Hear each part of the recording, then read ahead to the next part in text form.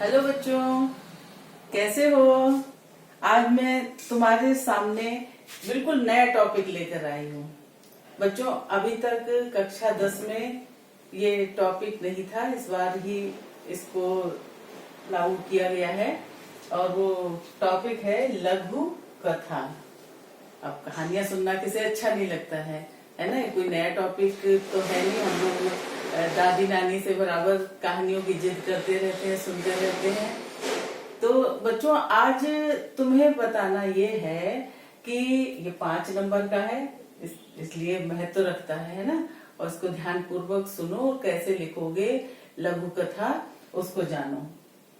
बच्चों, गद्य साहित्य है। साहित्य 2 खंडों में है, पद्य साहित्य और गद्य साहित्य।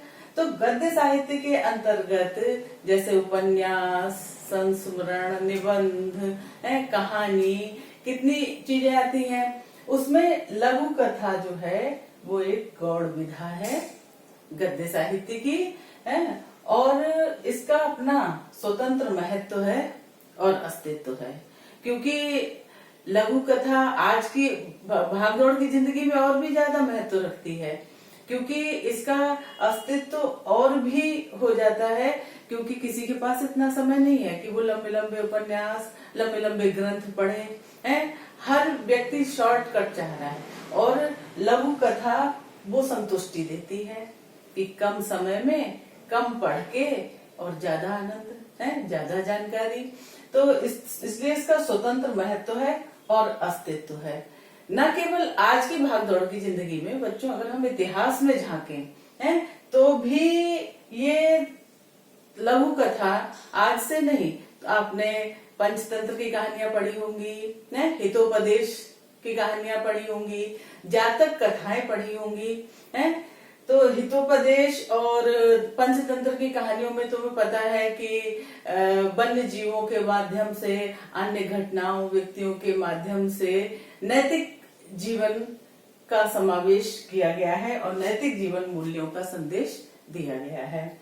और इसका इसीलिए इसका आज से नहीं, जातक कथाओं में भले ही उसमें थोड़ा धार्मिक विचारधारा है, या महात्मा बुद्ध के जो कई जीवन हुए हैं, पूर्व जन्म की कथाएं हैं उसमें, किंतु छोटी छोटी कथाएं हैं। उससे वो लघु कथा का इतिहास जो है कोई नया इतिहास नहीं है, किंतु आज के जीवन में इसका विशेष महत्व है, अस्तित्व है। इसका स्वतंत्र महत्व है, क्योंकि भागदौड़ भरी जिंदगी है और इंसान के पास समय नहीं है ना। और दृष्टांतों के रूप में विकसित है। अनेक दृष्टांतों के माध्यम से, उदाहरणों के माध्यम से कहानियां आगे बढ़ाई जाती हैं और लोगों को ये लघु कथा जो है वो विकसित होती चली जाती है। नैतिक और धार्मिक क्षेत्रों में उपलब्ध। अब नैतिक और धार्मिक क्षेत्रों में बच्चों, जैसे हमारे यहाँ करवा चौथ की कथा होती है, गणेश की कथा, या और भी सोमवार व्रत कथा, बहुत सारी छोटी छोटी कथाएं होती हैं, वो भी सब लघु कथाओं के अंतर्गत की आ जाती है। अच्छा, अब पहले तुमने स्वरूप समझ लिया कि तुम्हें लघु कथा होता क्या है, ये पता चल गया। और 5 नंबर का है, इसमें समय भी 5 मिनट से ज्यादा मत लगाना है। तो प्रारूप क्या होगा कि 100 से 150 शब्दों में लघु कथा लिख लेना। समय लगना चाहिए केवल 5 मिनट, है ना। और कथानक जो है वो जिज्ञासा से पूर्ण हो, संवेदनात्मक जुड़ाव वाला हो। जिज्ञासा से पूर्ण क्यों? कि एकदम से लगे कि क्या कहने जा रहा है लेखक, है। तो जिज्ञासा उत्पन्न होनी चाहिए। हम कहें कि बिजली आई, फिर गई, फिर आई, फिर चली गई। अगर हमने इस तरह से शुरू किया तो एकदम से जिज्ञासा उत्पन्न होती है कि क्या कहने जा रहा है, कहानी का कथ्य क्या है। ऐसे संवेदनात्मक जुड़ाव, जो भी बात हम कह रहे हैं उससे जो पाठक है वो संवेदनात्मक जुड़ाव महसूस करे, हैं। जितना हमें आनंद आ रहा है उस कहानी को सुनाने में, लिखने में, उतना ही पाठक को भी आना चाहिए, है संवेदनात्मक जुड़ाव होना चाहिए। और लेखन शैली कैसी होनी चाहिए? लेखन शैली विवरणात्मक, संवादात्मक। विवरणात्मक मतलब कोई चीज का जब हम विवरण देते हैं अत्यंत लघु विवरण, ये नहीं कि विवरण है तो बहुत लंबा देते चले गए, ऐसा नहीं। संवादात्मक, उसमें संवाद भी दिए जा सकते हैं, छोटे मोटे संवाद डाले जा सकते हैं। कैसे लिखें? अब तुम्हें ध्यान देना है कि कैसे लिखें, लघु कथा कैसे लिखें, है कैसे 3 बातों का ध्यान रखो। पहला क्या लिखना है, दूसरा क्यों लिखना है, तीसरा कैसे लिखना है। इन 3 बातों का ध्यान रखो। तो क्या लिखना है? सबसे पहले अगर इम्तिहानों में पूछा जाता है तो दृश्य घटना अगर दी हुई है, क्षण भी दिया हुआ है, तो उसी पर आधारित तुम्हें लघु कथा 100 से 150 शब्दों में लिखनी पड़ेगी। और यदि उन्होंने तुम्हारे ऊपर छोड़ दिया कि कोई एक लघु कथा लिखो, तो दृश्य घटना या क्षण उसमें तुम स्वतंत्र हो, अपनी तरह से कोई भी दृश्य को चुन सकते हो, घटना को चुन सकते हो, या उस क्षण को चुन सकते हो जिसमें तुम बहुत अधिक दुख या खुशी से या तुम गुस्से से भर गए, उसको तुम अपना चुन सकते हो। क्या लिखना है पहले इस चीज को तय कर लेना है, ठीक है। उसके बाद क्यों लिखना है, क्यों लिखना है? वही बात कि भावों की विवशता, तुमने वो दृश्य देखा, वो घटना सुनी, या वो क्षण एकदम से तुम्हारे अंदर आवेग आया और तुम्हें दुख हुआ या खुशी हुई या बहुत परेशान हो गए उस दृश्य को देखकर, उस घटना को देखकर, या तुम्हें चिढ़ मच गई, गुस्सा आया, इस टाइप की जो भावावेग आए तुम्हारे अंदर, वो तुम घटना में, वो घटना जो है या वो जो उद्गार है, जो तुम्हारे भाव हैं, वो अपनी कहानी में लिखते चले जाओ। कैसे लिखना है ना? कैसे लिखना है? शब्दों का चयन, शब्दों के चयन पर विशेष ध्यान दो, क्योंकि शब्द जो है वो बहुत अधिक आकर्षित करते हैं, शब्द ही बोलते हैं, है ना। तो ध्यान रखो, थोड़ा सरल और सहज भाषा होनी चाहिए जो कि पाठकों को अच्छी तरह से समझ में आए। और दूसरी बात, कथ्य की कसावट, कथ्य की कसावट बहुत जरूरी है। वाक्य जो है वो एक दूसरे से जुड़े हुए, आपने जो शुरू किए तो ऐसा लगे कि बस कहानी खत्म हो जाए, कहानी के खत्म होने तक वो कथ्य जो है वो एक दूसरे से जुड़ा रहे, तो कथ्य की कसावट बहुत जरूरी है ना।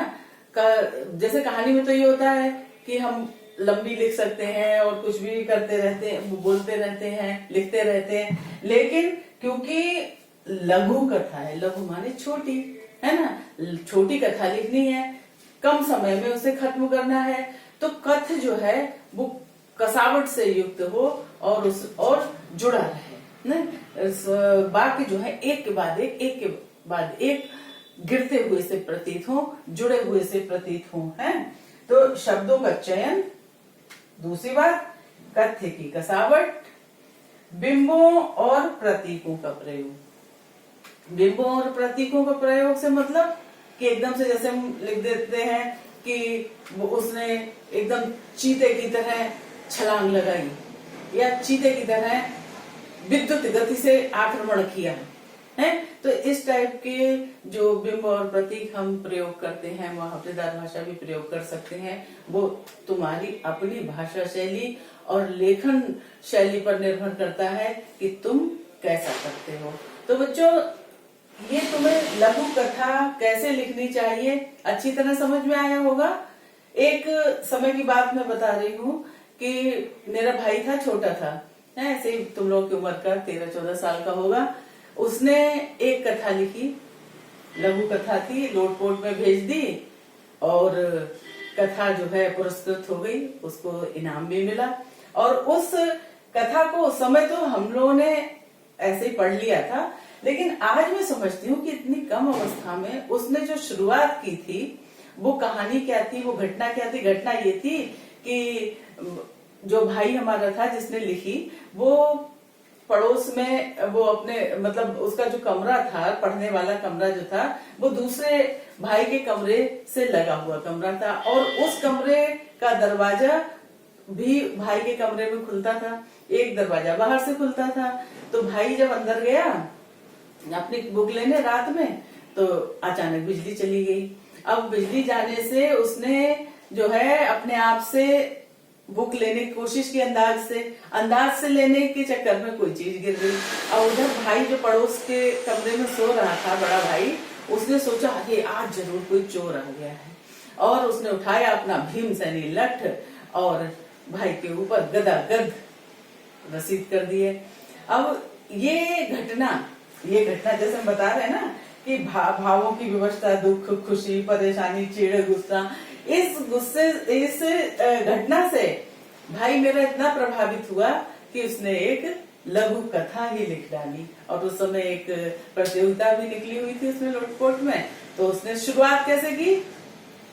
जिज्ञासा वाली बात हो रही है ना, जिज्ञासा होनी चाहिए लघु कथा में। उसने शुरुआत की, बिजली आई, फिर गई, फिर आई, फिर चली गई। अजीब चक्कर है, बिजली ने तो अंधा ही बना रखा है। तो बच्चों, इस तरह से जो शुरुआत की उसने, वास्तव में इस तरह से ही शुरुआत करनी चाहिए जिससे जिज्ञासा उत्पन्न हो और पाठक जो है वो लघु कथा को पढ़ने के लिए प्रेरित हो। बच्चों, अच्छी तरह से समझ में आया ना? धन्यवाद।